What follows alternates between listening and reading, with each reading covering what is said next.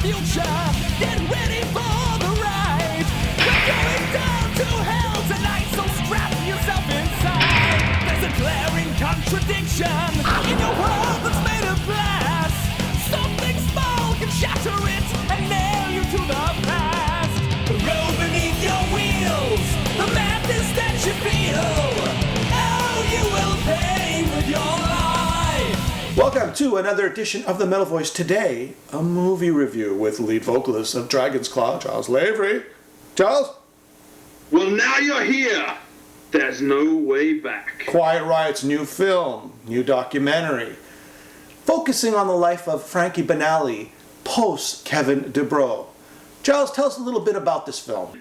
Obviously, you get the history of the band, the old 70s lineup, the Randy Rhoads thing, the mental health MTV success, etc., etc. What you get that, but for me, and I think for everyone else, the main core of this movie is Frankie's struggle with the decision of whether to continue the band after Kevin's death or not. And when he does make that decision to continue, the struggle to find a suitable vocalist. They go through a succession of guys that, for one reason or another don't work out. Quiet Riot's no stranger to lineup changes. They kind of make fun of that a little bit in the movie. But it's basically the frustration, the struggle, and a huge odds to continue the band for Frankie. I mean, you fall in love with the characters in a sense when you watch this movie. You really feel for them and you want them to succeed. I've always been a big Quiet Riot fan. Of course, in the 90s I was kind of low-key about it, so nobody knows. But yes, I am a big Quiet Riot fan. I've always been a Quiet Riot fan. I wasn't low-key about it at all. I was. Not anymore, though. And when I first heard the announcement that Frankie was going to stop after Kevin's death, I was happy about that. I go, leave the legacy alone. Then when I heard that Frankie was going to continue on paper, I said, maybe not such a good idea. A lot of people said not such a good idea. But when you watch this film and you get to understand the reasons why he's continuing, first of all, the fans want the music. There's a huge demand. Frankie and Chuck Wright, two of the key members who've been in the band since the beginning. They sound great. I mean, of course, the struggle to find the perfect vocalist to fill Kevin's shoes, well, that's a huge undertaking. But absolutely, because it's not just as the movie highlights, it's not just finding a guy who can front the band, sell those songs to an audience, and Kevin is such an iconic character and singer. It's not just a matter of just chucking a guy up there that can kind of do justice to it vocally. You need a frontman, and that's really highlighted in the movie. In the late 80s, it was a lot easier to find a suitable frontman, I'm sure, for a band like Quiet Riot. Nowadays, you kind of got to, guys are working day jobs, and you got to find a guy that can juggle his responsibilities. You might have one guy that's got the voice, doesn't really have the look.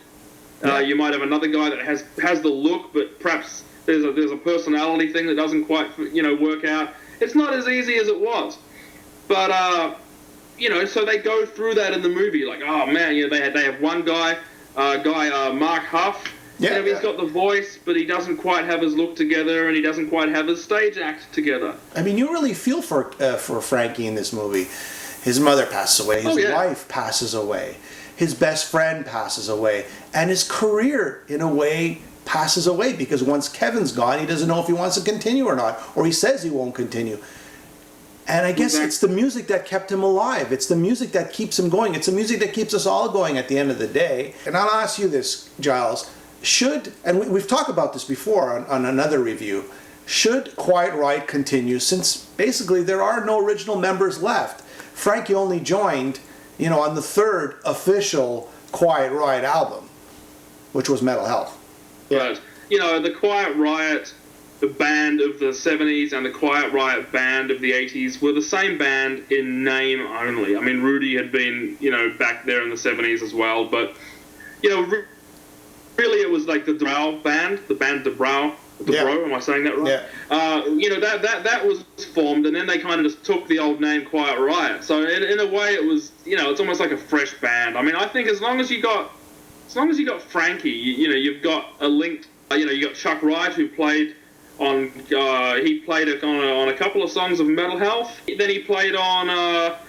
He played on Quite Right 3. The other Condition Critical. He plays on a track, and then he plays on Quite Right 3 as well, which I think is a great record. Yeah. So you've got Chuck and Frankie. I think that's you've got some hell. You've got more than a lot of bands have that are out there touring.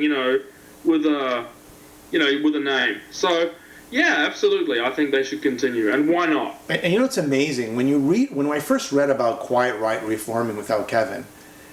You know, when you read it on paper, there's no connection really. You're saying, oh man, I can't believe they're doing this, right? That's your first sort of reaction.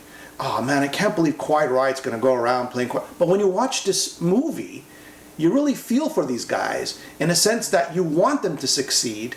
You see how difficult it is to be a successful band, and you see how much the fans really want to hear the music. So exactly. Good on everyone for continuing. I can see people really enjoying this film. I mean, it's really it's a personal, it's a human film. It's about somebody just struggling just to make a living doing what he loves, and that's what it all comes down to. And playing music that people love. So there's no harm in that, and it's a very professional made documentary. This is not no homemade movie here. It's a really, the director did a great job on it. Well, there you have it. Quiet Riot. Well, now you're here. There's no way back. Check it out wherever you can. Pick up some Quiet Riot albums while you're at it. Catch them on tour, and we'll see you next time. And thank you, Giles, for once again being on the show. Catch you next time on The Metal Boys.